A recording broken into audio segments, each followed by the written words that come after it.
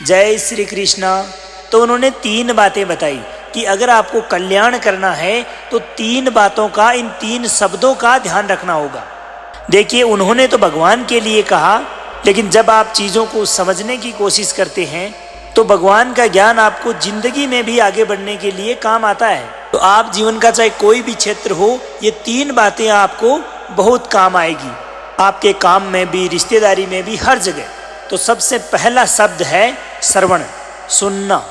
सुनना जरूरी है। अब भगवान के क्षेत्र में कहें तो कथा सुनना। अब किसी भी चीज़ को ग्रहण कब करोगे? जब सुनोगे। सुनोगे नहीं तो ग्रहण कहाँ से करोगे? तो कुछ ग्रहण करने के लिए कथा सुननी पड़ेगी, भजन सुनने पड़ेंगे, कथाएं सुननी पड़ेगी। और अगर दूसरे क्षेत्र में कहें तो भी सुनना पड़ेगा। आज हर व्यक्ति बोलने में लगा है, कोई व्यक्ति किसी को सुनना पसंद ही नहीं करता, या यूं कहो कि किसी के पास सुनने के लिए टाइम ही नहीं है। आप आज के ज़माने में किसी को एक ज्ञान की बात बताइए, वो 4 आपको वापस बताएगा। कोई सुनने को तैयार नहीं है। मुझे लग रहा है आजकल समय ऐसा आ गया है कि बस कथा ही सुन रहे हैं लोग, बाकी तो बोलना ही बोलना है। मुझे लगता है कि ये कथा श्रवण का ही कुछ समय ऐसा है जहाँ पर कुछ चुनिंदा लोग बैठकर कथा सुनते हैं, बाकी तो कोई सुनता ही नहीं। लेकिन सुनना जरूरी है। सबको सुनिए, सबके पास कुछ न कुछ है बताने के लिए। अगर आप किसी के पास बैठे हैं और सामने वाला बोलने की कोशिश कर रहा है तो आप अपनी 10 बात सामने रखने की कोशिश मत कीजिए, पहले उसे सुनने की कोशिश कीजिए। मैं आपको एक बात बताता हूँ कि अगर आप बोलोगे तो वही बात बोल पाओगे जिसका कि आपको ज्ञान है, बल्कि सुनोगे तो आपको उस बात का भी पता लगेगा जिसका कि आपको अब तक पता ही नहीं था। इसलिए सुनना ज़रूरी है। अब कई बार लोग कहते हैं कि हम हर किसी को थोड़ी सुनेंगे, जो समझदार होगा उसको सुनेंगे। लेकिन नहीं, आप सबको सुनिए, ज्ञानी को भी सुनो, मूर्ख को भी सुनो। इसका मुख्य कारण यह है कि ज्ञानी को सुनने से ये पता लगेगा कि आपको जीवन में करना क्या है, और मूर्ख को सुनने से आपको ये ज्ञात होगा कि आपको क्या नहीं करना चाहिए। दोनों ही जरूरी है ना। क्या करना चाहिए ये तो सबको पता होता है, परंतु क्या नहीं करना ये हर किसी को नहीं पता होता। कल को पता चले कि हम भी मूर्खों वाली हरकतें कर रहे हैं। इसलिए दोनों को सुनो। तो सबसे पहला लक्षण है सुनना, क्योंकि कारण है ना, भगवान ने 1 मुंह और 2 कान दिए हैं। 2 कान का मतलब है ज़्यादा सुनो। अगर भगवान चाहते कि आप ज़्यादा बोलें तो आपको मुंह 2 दिए होते। इसलिए कम बोलना और ज़्यादा सुनना। अब दूसरा है श्रवण के बाद चिंतन। चिंतन मनुष्य के जीवन में सबसे सुंदर चीज़ है। देखो, एक बात मैं आपको बता दूं, सनातन धर्म आपको आंख पर पट्टी बांधना कभी नहीं सिखाता, अंधविश्वास नहीं सिखाता। सनातन धर्म जिज्ञासा सिखाता है, प्रश्न करना सिखाता है, सच को ढूंढना सिखाता है। आपके अधिकतर शास्त्र प्रश्नों से शुरू हो रहे हैं।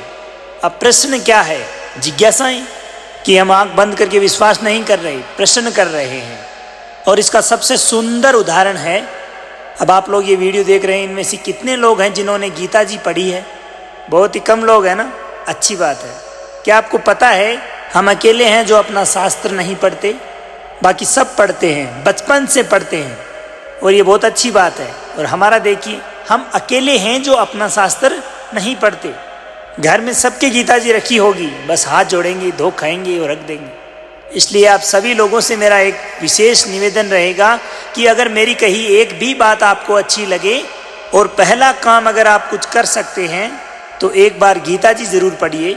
आप सबसे विनम्र निवेदन है मेरा, ठीक है? चलो, पढ़ा नहीं लेकिन पता तो होगा कि उसमें क्या लिखा है। सोचिए, भगवान और अर्जुन के बीच बातें हो रही है। अब अर्जुन क्या कर रहे हैं? भगवान उपदेश दे रहे हैं, परंतु अर्जुन क्या कर रहे हैं?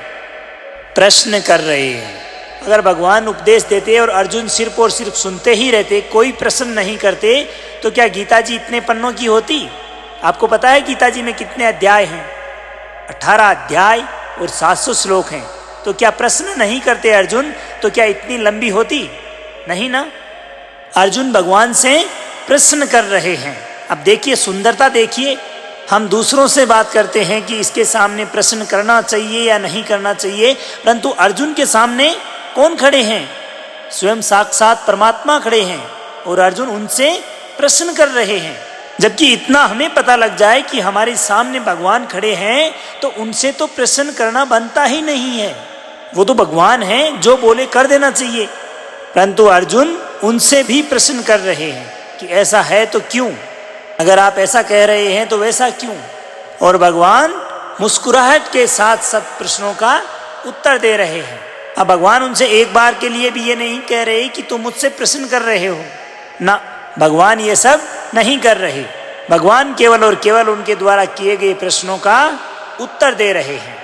क्योंकि आपका धर्म आपको आंख पर पट्टी बांधना कभी नहीं सिखाता। अपना धर्म हमें सिखाता है कि सदैव प्रश्न करो, अपनी जिज्ञासाएं सामने रखो। उसी को तो कहते हैं चिंतन, कि आपको जो कुछ भी बताया गया है उस पर आंख पर पट्टी बांध के विश्वास नहीं करना है, उस पर चिंतन करना है, मनन करना है, सोचना है क्या बताया गया, क्यों बताया गया, क्या सही है, क्या गलत है। ये सब बातों पे चिंतन करना हमारा धर्म हमें सिखाता है। इसलिए चिंतन जरूरी है। इसीलिए तो भगवान ने हमें दिमाग दिया है कि हम हर बात पर चिंतन कर सकें, मनन कर सकें, सोच विचार कर सकें। भगवान कहते हैं कि मैंने आपको दिमाग दिया है तो इसका इस्तेमाल करो। जो पहले से चलता आया है वैसा ही अगर चलता रहा, परिवर्तन नहीं होता, तो क्या भगवान इतने अवतार लेते? जरूरत ही नहीं पड़ती। परंतु भगवान ने अलग अलग अवतार लिए, हर सदी हर युग में अलग अलग अवतार लिए। क्यों? क्योंकि हर युग में कुछ न कुछ नया होना चाहिए, परिवर्तन जरूरी है। जब भगवान श्री राम ने अवतार लिया था तब मर्यादा की जरूरत थी, तो भगवान मर्यादा पुरुषोत्तम श्री राम बनकर आए कि मर्यादा में रहते हुए काम करेंगे। जब भगवान श्री कृष्ण ने अवतार लिया तब तक ये बात तो समझा दी कि मर्यादा में कैसे रहते हैं, परंतु अब भी कुछ और सिखाने की जरूरत है। कहते हैं ना कि भगवान श्री कृष्ण और श्री राम में अंतर क्या है।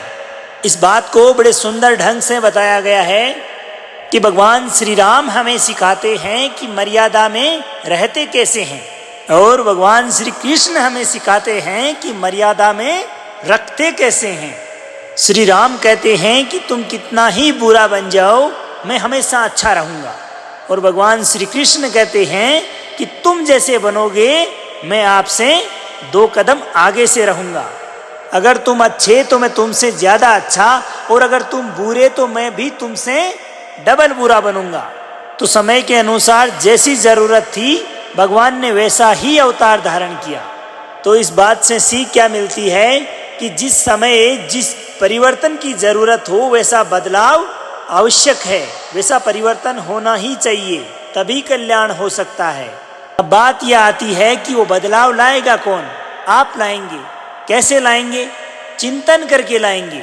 अब जो कुछ भी पहले से चलता आया है आप उसी पर आंख पर पट्टी बांधकर चलते रहोगे तो कैसे बदलाव आएगा? तो बदलाव के लिए चिंतन करना पड़ेगा। तो ये दूसरा लक्षण था चिंतन। अब तीसरा लक्षण है मनन। अब सुन लिया, चिंतन के बाद समझ लिया कि क्या करना है, परंतु अब उसे करना भी तो पड़ेगा।